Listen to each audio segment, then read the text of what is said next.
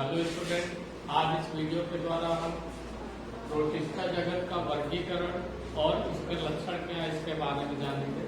तो वर्गीकरण देखते हैं। सबसे पहले तो प्रोटिस्टा जगत में वे जीव आते हैं जो एक कोष की होते हैं और यूकैरियोटिक कोष का वाले होते हैं, यानी इनमें जो केंद्रक होता है वो सुविकसित होता है, उसमें स्पष्ट केंद्रक पाया जाता है और उसमें केंद्रक कला भी पाई जाती है। तो एक कोष के जीव यानी जो प्रोटिस्टा जीव होते हैं उन्हें मुख्य रूप से 3 समूहों में डिवाइड किया गया है। पहला है प्रकाश संश्लेषी या पादप सम प्रोटिस्टा। ठीक है, पादप सम का मतलब क्या है कि जो पादपों के समान है। ठीक है, यानी ऐसे प्रोटिस्ट जो पादपों के समान यानी जिसके लक्षण पादपों से मैच करते हैं। मुख्य लक्षण क्या है कि ये प्रकाश संश्लेषी होते हैं, यानी प्रकाश संश्लेषण की क्रिया करते हैं। पादपों का मुख्य लक्षण क्या है? ये प्रकाश संश्लेषण की क्रिया करते हैं और अपना भोजन स्वयं निर्मित कर लेते हैं, यानी स्वपोषी होते हैं। तो इसमें क्या है कि ये एक कोशिकीय होते हैं, कशाभिकीय होते हैं और प्रकाश संश्लेषी होते हैं।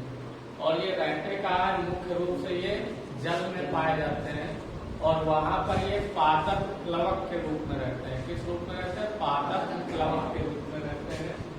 और इसे क्या कहते हैं? प्रोटिस्टन शैवाल भी कहते हैं। क्या कहेंगे इन्हें? प्रोटिस्टन शैवाल। यानी ये जो प्रकाश संश्लेषी होते हैं इन्हें हम एक प्रकार से ये होते एक कोशिकीय शैवाल भी हैं, और क्योंकि प्रोटिस्टा जगत के अंतर्गत आते हैं तो इन्हें हम प्रोटिस्टन शैवाल कहते हैं। ये अपना भोजन प्रकाश संश्लेषण की क्रिया के द्वारा बना लेते हैं। और अगर खाद्य जाल की बात की जाए, खाद्य जाल क्या है? यानी जितने भी एक पारिस्थितिकी में रहने वाले सदस्य हैं उनके सभी के मध्य में संबंध होता है भोजन के रूप में। ठीक है, यानी वो एक दूसरे से संबंध रखते हैं, तो उसे हम क्या कहते हैं? खाद्य जाल। तो खाद्य जाल में ये उत्पादक की भूमिका निभाते हैं। क्या निभाते हैं? प्राथमिक उत्पादक की भूमिका निभाते हैं।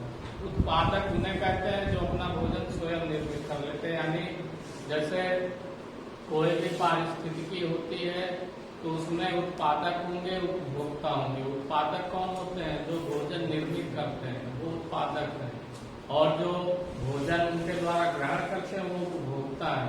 फिर उन्हें कई कैटेगरी में डिवाइड कर दिया गया, जैसे प्रथम उपभोक्ता, द्वितीयक उपभोक्ता, तृतीयक उपभोक्ता। जैसे एग्जाम्पल के तौर पे घास के मैदान का अगर पारितंत्र हम देखें तो उसमें घास क्या होगी? उत्पादक होगी। घास को कौन खाता है? टिड्डा खाता है, तो वो प्राथमिक उपभोक्ता होगा। फिर टिड्डे को कौन खाता है? मेढक खाता है, तो मेढक द्वितीयक उपभोक्ता हो जाएगा। मेढक को कौन खाता है? सांप खाता है, तो सांप तृतीयक उपभोक्ता हो जाएगा। इस प्रकार से यानी सब भोजन के लिए एक दूसरे पर निर्भर रहते हैं। इनमें से जो प्रकाश संश्लेषी यानी पादप सम प्रोटिस्टा है, तो ये जो जलीय खाद्य जाल होता है वहां पर ये उत्पादक की भूमिका निभाते हैं, यानी वहां पर ये भोजन बनाते हैं और उसे उपभोक्ता के लिए प्रोवाइड भी करते हैं। अगर इनकी बात की जाए तो ये 3 प्रकार के होते हैं। कौन कौन से? क्राइसोफाइट्स, इसमें डायटम्स आते हैं और सुनहरे शैवाल आते हैं। ये एक कोष की समुद्री शैवाल होते हैं। ठीक है, समुद्र में रहने वाले जीव हैं और एक कोष की होते हैं और प्रकाश संश्लेषण की क्रिया भी करते हैं। इसी प्रकार से डायनोफ्लैगेलेट्स है, इनमें गोनियोलेक्स है, नक्टिलुका है, सिरेडियम है। ये भी एक कोष की शैवाल है और समुद्र में पाए जाते हैं। इनमें जैसे गोनियोलेक्स को देखा जाए तो इसी के द्वारा एक रेड टाइड उत्पन्न होता है, जिसके कारण से सागर यानी समुद्र का रंग लाल सा हो जाता है। इनमें ये कई तरह के हो सकते हैं, लाल, नीला, हरा, पीला, इस प्रकार के इसमें वर्णक पाए जाते हैं, जिनके कारण इनका रंग चेंज होता रहता है। तो रेड टाइड के कारण इनकी उपस्थिति वहां पर रेड टाइड को ज्यादा प्रदर्शित करते हैं, तो वहां पर समुद्र का रंग लाल दिखाई देता है। तीसरा है यूग्लिनाइट्स। तो यूग्लिनाइट्स में यूग्लिना आता है, ये भी प्रकाश संश्लेषण की क्रिया कर सकता है। यूग्लिना को हम पादप और जंतु के मध्य की कड़ी कह सकते हैं। ठीक है, क्योंकि इसमें कुछ लक्षण पादपों के और कुछ लक्षण जंतुओं के पाए जाते हैं। पादपों का लक्षण क्या है इसमें? किसमें हरित लवक उपस्थित होता है, ठीक है, यानी क्लोरोफिल होता है। और जब प्रकाश इसे मिलता है तो ये सूर्य के प्रकाश जब मिलता है इसे, तो ये प्रकाश संश्लेषण की क्रिया के द्वारा अपना भोजन स्वयं बना लेता है।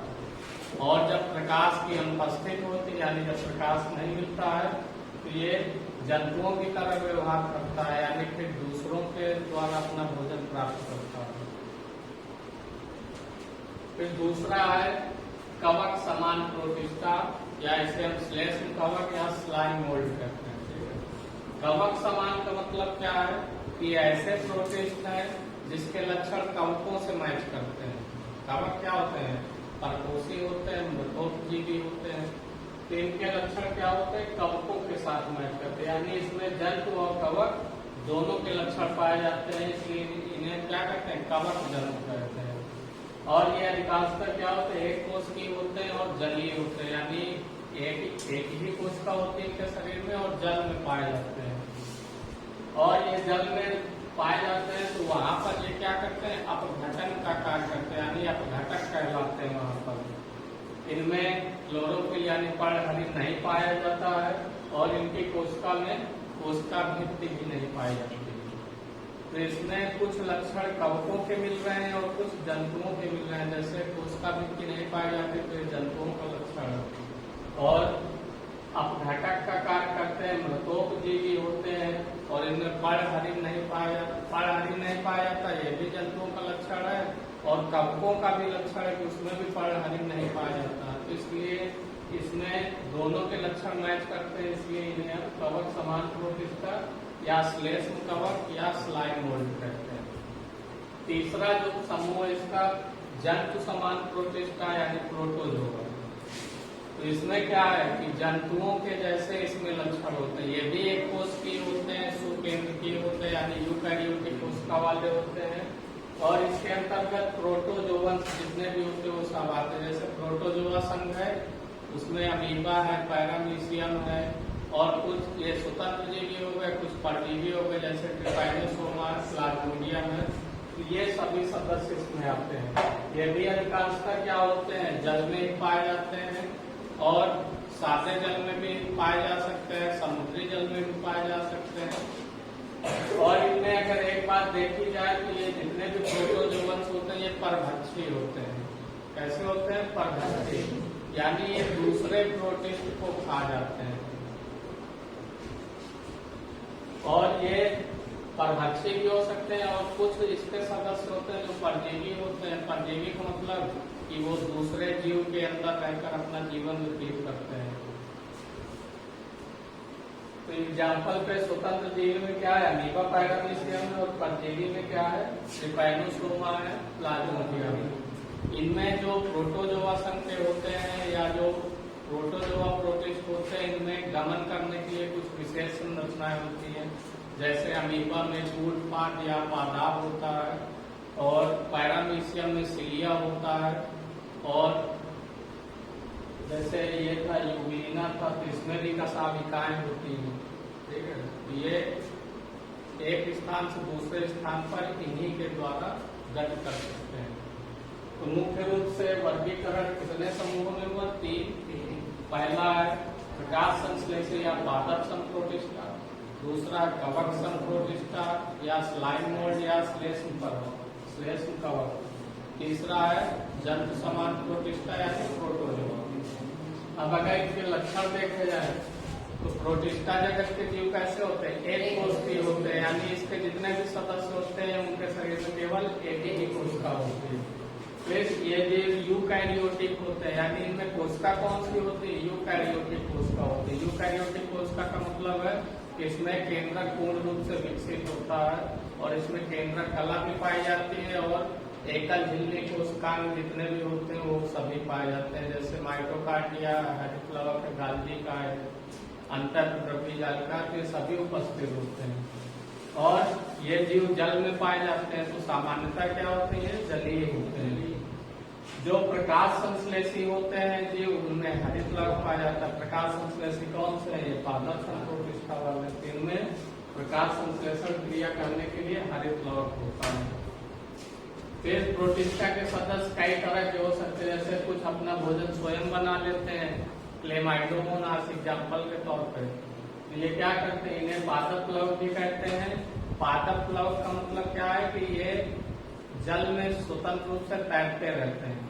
प्लवक का मतलब क्या होता है, तैरना, और पादप और जल के सतह पर ये तैरते रहते हैं। तो ये अपना भोजन प्रकाश संश्लेषण की क्रिया के द्वारा स्वयं निर्मित कर सकते हैं, इसलिए इसे हम स्वकोषी भी कह सकते हैं।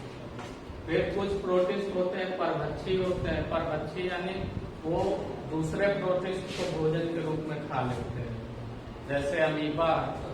तो ये कैसा है, प्रोटोजोआ प्रोटिस्ट है, और ये परभक्षी होता है, यानी दूसरे प्रोटिस्ट को भोजन के रूप में ले लेता है।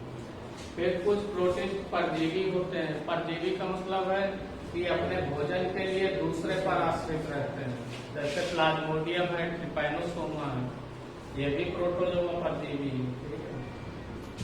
फिर यूग्लिना एक ऐसा प्रोटिस्ट है जो प्रकाश जब उपस्थित होता है तो प्रकाश संश्लेषण की क्रिया कर लेता है और अपना भोजन स्वयं निर्मित कर सकता है, और जब प्रकाश नहीं होता है तो उस समय फिर ये जंतुओं की तरह व्यवहार करता है। जंतुओं की तरह व्यवहार का मतलब है कि फिर ये अपना भोजन नहीं बना पाता है, और फिर जैसे सभी जंतु दूसरों से यानी पौधों से भोजन के लिए आश्रित होते हैं, तो ये भी उसी तरह भोजन करता है।